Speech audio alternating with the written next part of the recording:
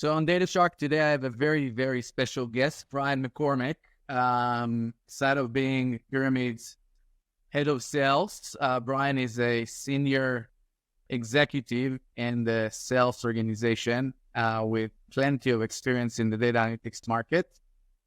Brian, thanks for taking time to participate. Happy to be here. We'll see about that at the end of the show. But we have a special set because Brian is head of sales, who's responsible for the company's revenues. He's always on the roads. So we were trying to find a time with him. It wasn't easy. Brian, can you share a little bit about your background? Yeah, sure. Happy to. Yeah, about 20 years, 2 decades or so in the data and analytics space. Have been usually working for, software companies that are in the startup phase or in the very, very early growth phase. And, have been enjoying that, working for companies, all over the world. But for one reason or another, have always found my way back to working for organizations that are based in Tel Aviv. And it's an addiction that I have in helping companies grow, revenue and sales teams and go-to-market strategies. So I think what's interesting is, first of all, you have a very deep experience in the analytics market, and we'll try to unfold, from your experience, what you've seen changing maybe in the last decade from customer perspective, but also, companies' stage, and specifically maybe the stage that we're at, which is a hyper growth, kind of execution mode, building an engine and making sure that it continues to deliver. What's the how do you describe the ingredients? What is the core of a sales engine in the enterprise space today? Yeah, very good. So I think the ingredients, of course, it starts with people, right? We, of course, have to have amazing people. Those amazing people have to understand and really be compassionate about where's the customer at, where's the customer struggling in terms of, maybe their adoption of their current analytics tools. Maybe it's the ROI of their tools, or maybe it's total cost of ownership of their tools are just skyrocketing and it doesn't fit the need of the business today. I think most organizations today are trying to be extremely efficient. They're trying to do more with less, and that could be less money, less assets, less people, but essentially they're trying to figure out, how do I overcome the competition, but also have a focus on efficiencies. Previously, 10 years ago, a decade ago, there was never a thought around efficiencies when it came to growth, right? Gosh, going back even longer than that, how many years did Amazon not have a profit? I mean, I think it was 11 years or so before they didn't have a profit. I think if you look at, current stage companies, that's not going to happen any longer. You're going to have an efficiency mark. You're going to have a way to look at, if I'm growing, how am I growing with the best case scenario around me, right? So hopefully that kind of helps unpack and answer that question. Yeah, so I think the interesting maybe point in time is when you find your product market fit, right? You understand your ICP, your customer profile, you understand the persona you're selling to, then you understand your sales mechanics. Should I do a POC? Is it POC involved, not involved? What's the overall qualification process? Well, in your mind, like where do you see Pyramid today? Yeah, from a pyramid perspective, when you look at our platform, right, it's very wide, it's very, very deep, right? It lends itself to the enterprise, where the enterprise has, thousands of use cases for analytics. Some of those use cases could be internally, some of those use cases could be externally, right? And the enterprise is looking for a platform to really handle all of those use cases, because what that does for them inherently is it of course drives down their total cost of ownership, and it of course increases the ROI in the investments that they're making, right? Currently in the investment cycle of technology, everything is going to the CFO for final approval, right? Whether we like it or not. And the CFO wants to know, if I'm putting these dollars, these monies in this investment bucket, what am I going to be getting out of it, right? And you have to be able to stand by that number, right? During the proof of concept, and then immediately following the purchase and the adoption of the product. Those metrics cannot be fluff. They can't be light.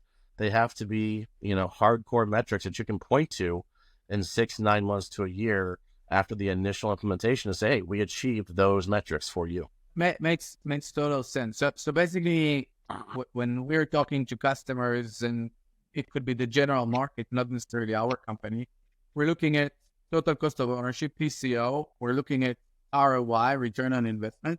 But I think that, given that you have such a long experience in this industry, do you think that customers' requirements and desires and expected outcomes from analytics platforms has changed over maybe the last decade? Yeah, I think absolutely. I think you can also see the way the teams are structured, inside of the organization. And these teams, maybe 15 years ago, 20 years ago, you had an analytics department, and that analytics department was mainly sitting in IT.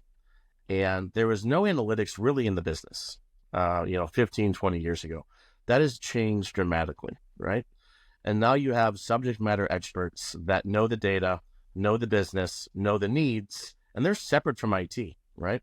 And what's happened over the last 15 years is that division of people, if you will, and putting them across IT and business for analytics, what that's caused investments to happen inside of the business for various tools to help the business be successful. But it's lost sight of governance.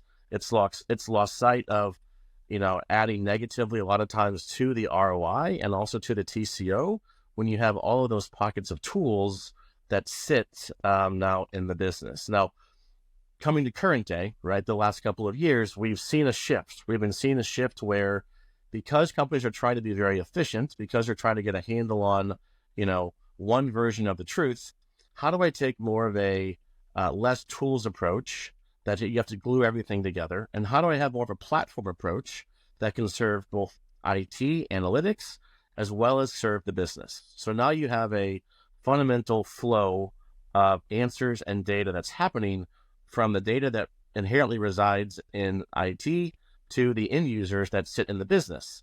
Now, the end users that sit in the business is not the end line oftentimes for most organizations currently. They're trying to figure out, how do I take this data and monetize it? How do I take this data and share it externally with my partners, my customers, my suppliers, to get a competitive edge in some way in my market to compete with my competition? So.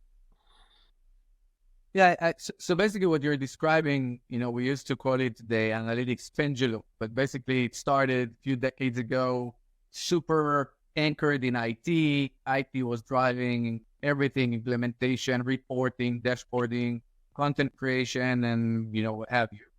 The pendulum shifted completely to the other side, where complete democratization of access, desktop applications, Excel on steroids. Basically, everybody can download the piece of software and start slicing and dicing their data. The problem is that you lost complete governance. Like, you can take data home, take insights home, you can do whatever you want. And probably in the last decade, it shifted somewhere to the center, where people are looking on the one hand to leverage the investment on infrastructure and security and availability and all those fancy words. And on the other end, self-service, ease of use. I actually still want to drive my own insights. And, coming to think about it, you touched on it a little bit, but I think analytics became mission critical, right? It used to be kind of nice to have. Yeah, it's fine. If I'll have dashboard, it's great. If I'll be able to have analytics, it's okay. But I can still run my business intuitively. It's not a problem. And I think that definitely shifted completely to a mission critical application. Without it, I cannot really call the shots. Uh-huh. Do you see that kind of reflected with customers, with buyers, with use cases that you're finding you're trying to solve? Yeah, I think even at a higher level, if I think about, the go-to-market strategy, and you're talking earlier about the ICP, 15 years ago, from a go-to-market strategy and looking at companies that were actually making major investments into analytics, it was the Fortune 500, it was the Fortune 1000, right, globally. Now you have organizations that are 50 employees sometimes that are needing to use analytics sometimes to sell their data as their only form of revenue a lot of times, right?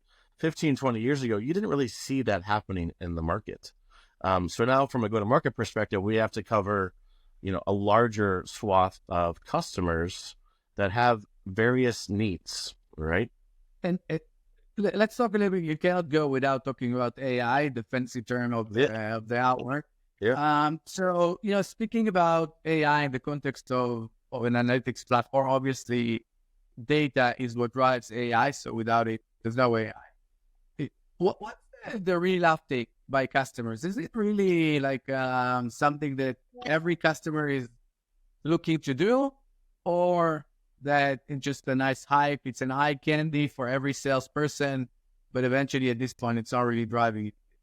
No, we hear from customers where, they are meeting and looking for various AI strategies on a weekly basis. There's numerous companies that I can name where every week they have a standing hour and a half meeting with some of the most senior executives in that organization, trying to understand proof of concepts that they can do over the next 9 months that will somehow move this this project, this organization, this business case forward by leveraging AI.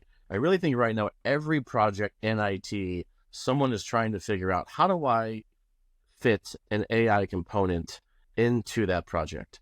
Don't know what it looks like today, but at some point we have to figure out, where do we slot AI in here? Again, going back to the efficiency conversation, right? It's, AI is essentially artificial intelligence, right? You're trying to automate things that humans can usually do, right?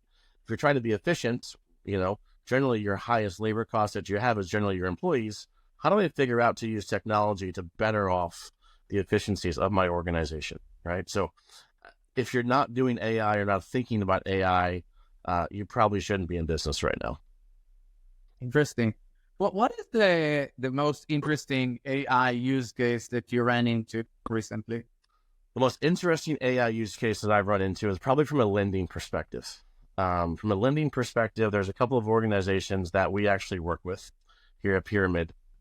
And this is on the high-risk lending side. So this is someone that you're giving money to, either it's an individual or either it's a business, and it's hard to figure out the risk with that individual, or the risk of, will this entity be able to pay me back? Oftentimes that is, sometimes a gut reaction, a lot of times, by the person that's making that transaction at like the last mile.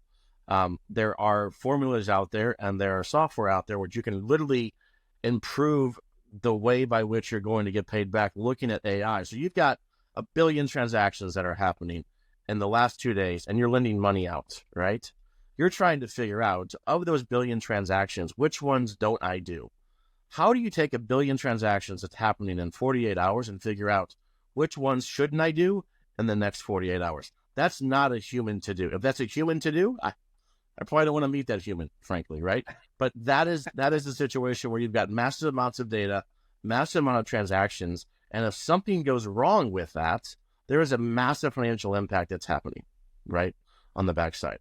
And from an AI perspective, it's going to constantly improve and tweak without a human touching it, right? I mean, that's game-changing. I'm just talking about it, I'm getting chills, right? Like, that is game-changing things that AI can do for you as an organization. So, well, first of all, the fact that you get chills from talking about AI is a scary moment in our relationship. But so let's shift gears for a little bit. You mentioned hiring the best people out there in order to really build I think the biggest challenge is repeatable, predictable sales organization, right? That is the holy grail of every go-to-market engine. How do you get there? What do you need to think about the team in order to start building such an A team, A players? I guess, I mean, I would go all the way back to saying it would be really easy if everyone was an A player, right? But the fact of the matter is, that's not the case, right? If there was an A player, you probably wouldn't need me right here. But you've got your A players, you've got your B players. But I think the important thing here is that you got to find the B players oftentimes that are trying to get to an A, right? And if I go all the way back to, the interview process, right, of kind of looking at a candidate, there's a couple things to look at when you're talking to a candidate. Obviously, you can spot the A players generally from a mile away, right? You know it's an A player usually in the first 3 to 4 minutes, right? It's trying to figure out, you have a B player. Is this B player inherently trying to become an A player, right? I think one of the great questions to ask is, in software sales, you've got your wins, you've got your losses, right? The important thing is that when you have a loss, are you learning something from that loss, right? And when you're interviewing a sales candidate, and you ask them, share with me a loss, right? The B player that shares the loss with you in an excited way, they share with you, I lost, and they share with you, here's why I lost, and here's what I learned. That is a B player trying to get to an A. You also have the B player that is just depressed during the entire time while they told you that they lost. And generally they didn't lose, the team lost. And that B player is going to either stay a B player or, unfortunately, probably not even be a B player, soon. But you have to have the mix of A's and B's, the B's trying to get to an A, right? And then your job, of course, as a leader is helping that B player, if they have the motivation to get there, let's finish that mile with you of how we actually do that, right? So, we often talk about, should you hire from the industry? You need an analytics background, or should we hire just an excellent software seller? Yeah. Well, what do you think makes people will be more successful? Yeah. Yeah, that's fair. It's, if you also think about, you've got, in my mind, you've got 3 types of sellers, and then they fit into a general bucket. I would say you've got a maverick, which is someone that's very early. You've got a builder, and you've got a scaler. Me for myself, I'm a maverick. I'm a builder. I'm not a scaler, right? I've made mistakes staying in organizations sometimes too long during the scale process. I get super bored. Let me tell you. I think it's more important to figure out the company, the go-to-market strategy that you have, and then match the AE to that, right? If you have a scalar AE and you bring that person into a organization that's very early, 30, 40 employees, maverick, doesn't have ICP figured out, that's a massive niche. That's a massive mismatch, right? I think it's more important to figure out, what type of AE is that? And then make sure you have that sort of AE with you. Secondly, yes, is the industry experience, right? Do you need someone that knows the industry, that knows the competition, or do you need someone that just to go in and figure out what's the problem this customer has, and how do I map my solution to that problem, right? I would often prefer someone not from the industry, someone that matches the company stage that we're in, and then also have just a deep thirst for curiosity of what's going on inside of that organization, right? I remember having an AE. Go ahead. So sorry to interrupt you, but I think that curiosity is probably the most important characteristics when it comes to people in the sales organization.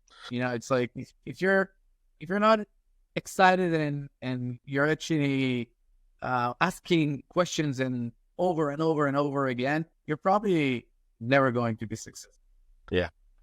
I would say curiosity with urgency. So you can be curious, and a lot of times we'll do deal debriefs or meeting debriefs, and it's okay. Here's the gaps. Like, we don't know this, we don't know that about the opportunity. The AE that's curious will say, okay, I'll get that. I'll get that answer, right? Well, my question then is when. Right? When are you going to get that, right? The A player will be texting the champion right then and there. Hey, this happened in the meeting. What was this about, right? Like, so it's curiosity, but you can be curious as a detective and worry about that for a year-long case. We can't do that, right? We got to be curious with urgency, and if we do that, then we're really trying to figure out, and the customer sees that too, right? The customer sees that these people are trying to solve my problem, and they're trying to solve my problem very, very fast. Yeah, that makes total sense. I think that in a sales motion, you also have SEs, right? Solution engineer, that are a big part of the selling process. Definitely in complex software land like ours, they're probably as important as anybody else, if not more. Yeah. How do you actually get, if you're talking about hiring from the industry or not from the industry, how do you get to a point where you actually have a SE that can deliver? Yeah, I mean, so from the technical side of the SE, that's where I lean more towards the industry oftentimes, right? And the reason for that being is they are interfacing with your technical counterpart at the customer side. Generally, that customer who knows that data, knows that tool set, they have that skill, so they generally are going to stay in that realm of skill set, of technology, of type of company that they work for, right? And you're going to have to meet them generally where they're at. And if you have that SE skill set that looks very much like the ICP you're selling to on the technical side inside of the customer, I would say generally they have more confidence in your ability to deliver when that's the case. I think it's the same thing from a post-sales perspective as well, right?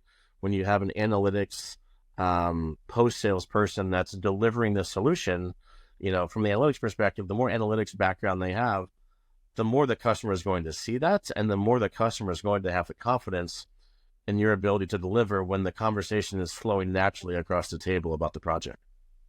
Yeah, I often think about us selling into this market, that we need to become, to a certain degree, a trusted advisor, despite the fact that we're selling software and, the customer's supposed to be able to take it and run with it.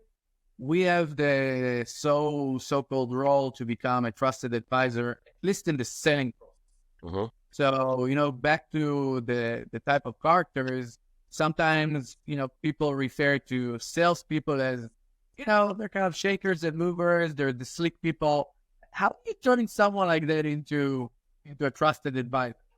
Yeah, I think it's, I hate to use an old cliche, but I think it's two ears and one mouth, right? I think the mover and the shaker, I think, is the one that's not listening. The mover and the shaker is the one that's talking, right? There's also the old cliche of, how do you know when an AE is lying? Well, when their lips are moving, right? Like, so I think if you have the empathy, if you have the curiosity, and if you are truly trying to figure out, how do I help this customer solve a problem, irregardless of my technology, and if that comes from the right place, right, then, we just see it time and time again. There's a great customer of ours, Grimco, right? Grimco said, it's not about the software you guys have.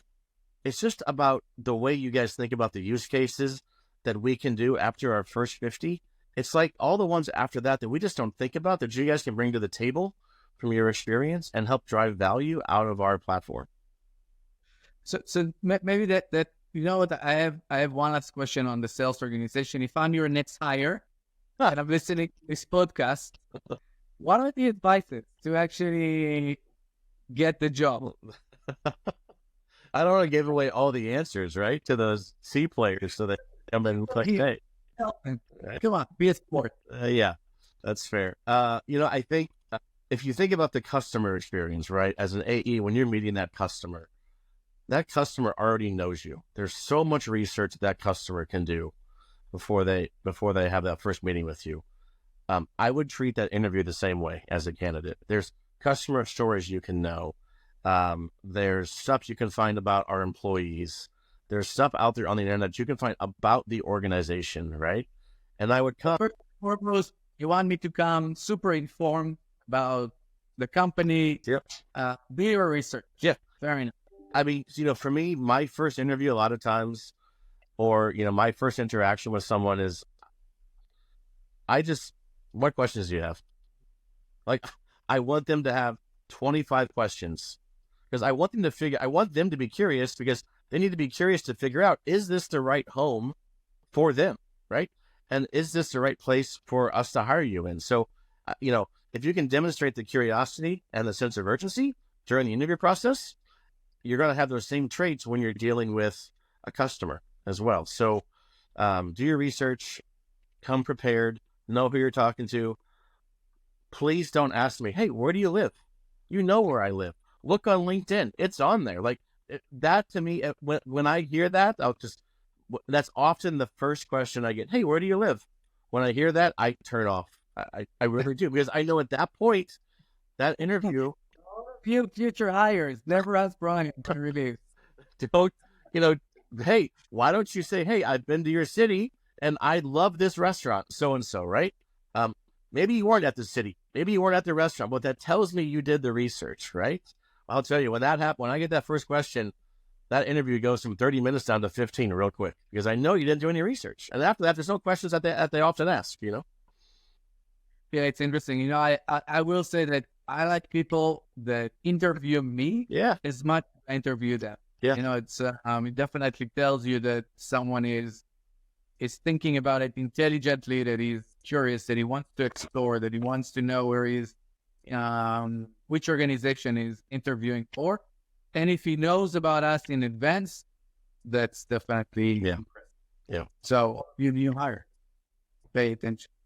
So but back to this industry, you've been in various analytics companies. I think definitely this market has changed and evolved, and we talked about the pendulum, we talked about many things.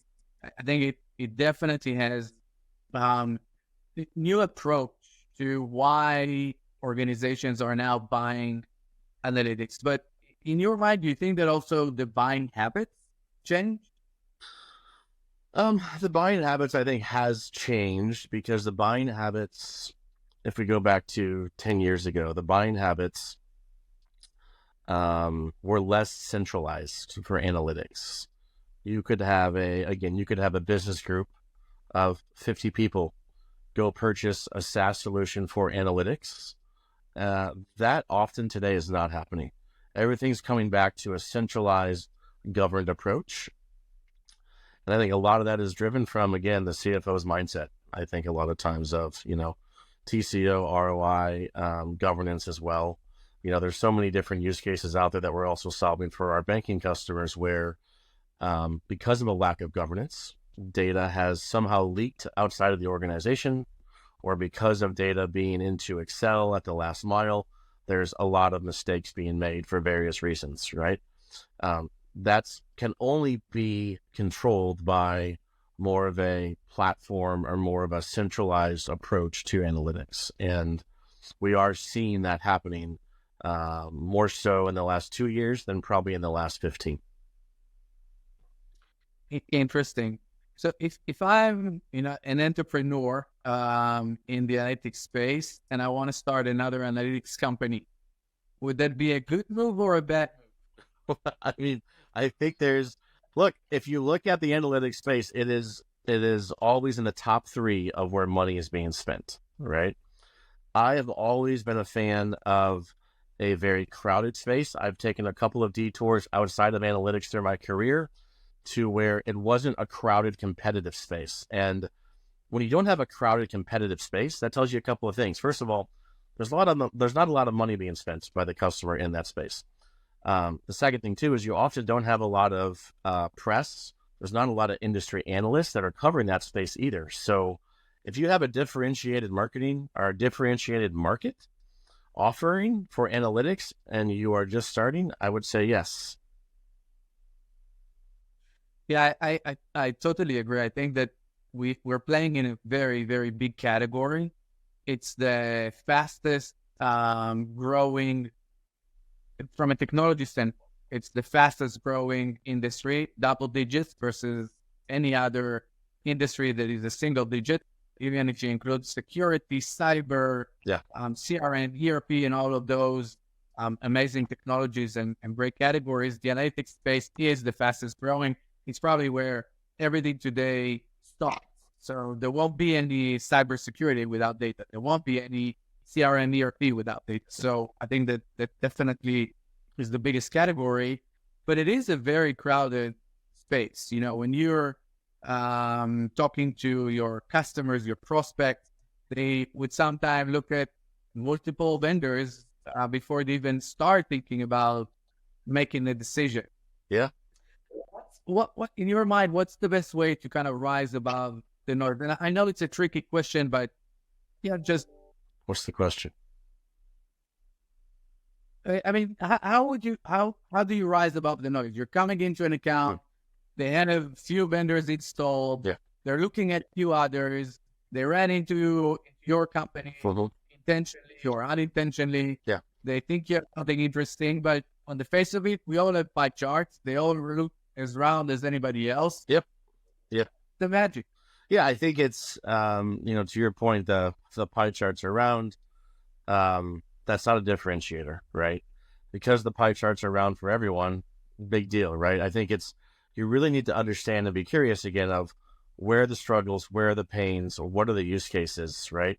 And if you solve those use cases, have those use cases been around for 3 years, 5 years, 7 years? If so, I don't want to solve those. I want to solve the use cases that have just popped up that are needing to be solved today. And if they are solved today, we are helping, some person get a promotion. We are helping, some business achieve some level of customer growth that they've never done before. Like, those are the sort of use cases that I want to attach myself to. I don't want to just be a tool. I just don't want to say, hey, here it is, try it out. Let me know if you like it. And, for us, it's more of a, being the advisor, figuring out the problems that the customer has and then prescribing the right solution. And sometimes the best advisors don't even prescribe. They say, hey, look, this isn't for us, right? This is, in our area and with what our platform solves. Sometimes we solve the most difficult problems for our customers. Some customers don't have difficult problems today. It's okay for us to walk away and say, hey, this is not a problem that is difficult for us or difficult for you to solve. I think you can solve it with what you already have internally. But when you have a difficult problem that involves lots of people internal, lots of data on cloud, on-prem, on multi-cloud, and you're also trying to maybe share data externally, that's a great use case for the platform, right? Yeah, it's I often think about it. I think what you said is definitely exactly that, but it's maybe the difference between executive dashboards and solving a mission critical data-driven use case. Yeah. You're in the executive dashboard business. There's so many other great tools out there, and by all means go use them. And we should be able to be mature enough to say, we'll introduce you to the best sales guy at ABC company, versus solving a mission critical operational use case in the core of the organization that probably requires an expert to go after and so forth. Yeah, agreed. Yeah, that's not for us usually. That's they're those small use cases, they have them everywhere. They can solve those today with their current tool sets oftentimes. What was the biggest deal you ever sold? Wow, the biggest deal. Give away names if you don't want to, but this is a very popular podcast, so know that many people are going to know that from now. Yeah, so I guess I look at it two different ways. From the biggest deal perspective, there's $22 million deals, right, that I've done. Okay. I'll tell you though, that doesn't really excite me, right? Like, that particular deal was more of an enterprise deal, for a large organization. But it wasn't really solving any business problems. It was just right place, right time, right? I think for me, there was a couple of hospitals that I worked with in the States, in Indianapolis. And there was also St. Jude's as well, down in Memphis, Tennessee. That, of course, is a great hospital for children. I used to be there every Monday for, probably about a year and a half. It was a very, very involved project.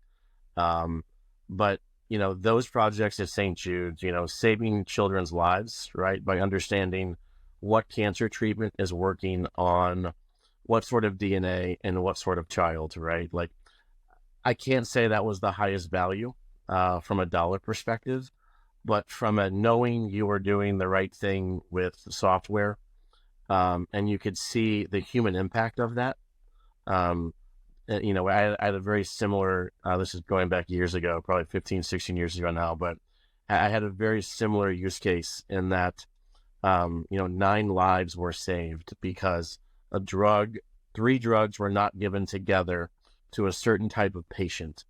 And they were able to see that, and the pharmacy saw the analytics, pulled the one drug out, and literally patients' lives were saved. Like, those are the types of use cases that I get excited about.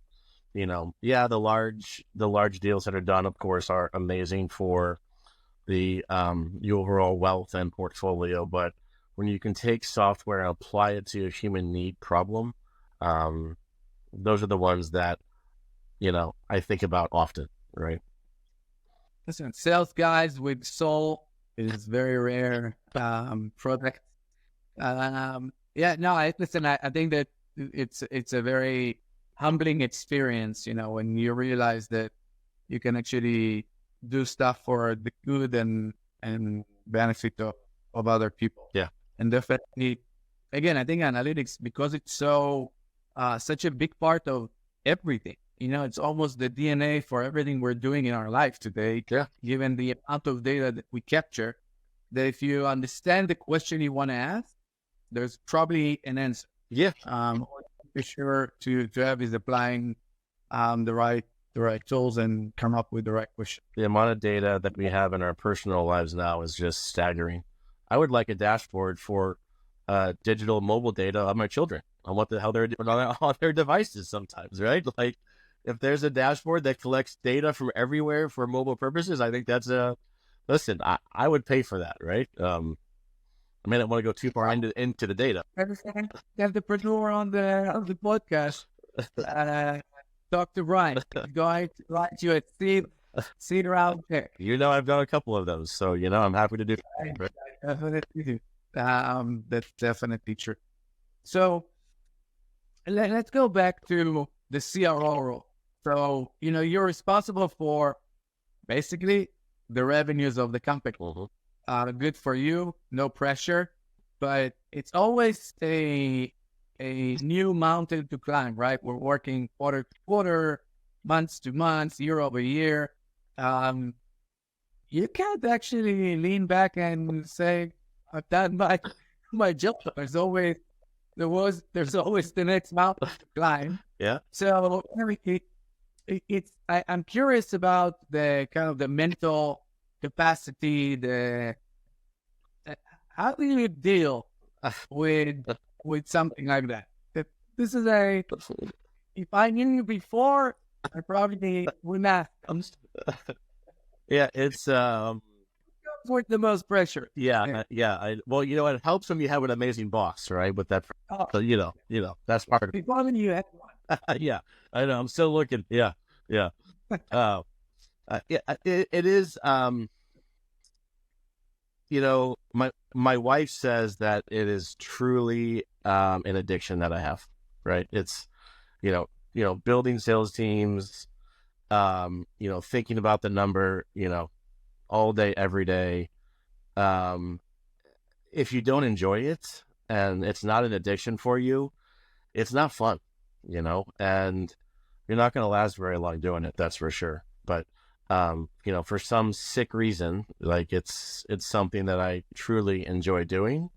Is it exhausting? Yeah. Like, look, did I land here this morning at 2:30 and I'm on with you right now at 6:30? Yeah, I am, right? Like but you know how that's often days for us, right? Like it's around the clock. We are a global organization, right? Like when I get up, I generally have 40 emails and usually 15 Teams messages, of which probably 16 are usually from you, right?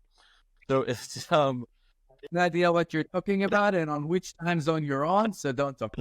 It's a grind, but as long as you have good people around you, as long as you have good market product fit, look, I've been in the other situations too where you don't have that, and boy, that's tough, right?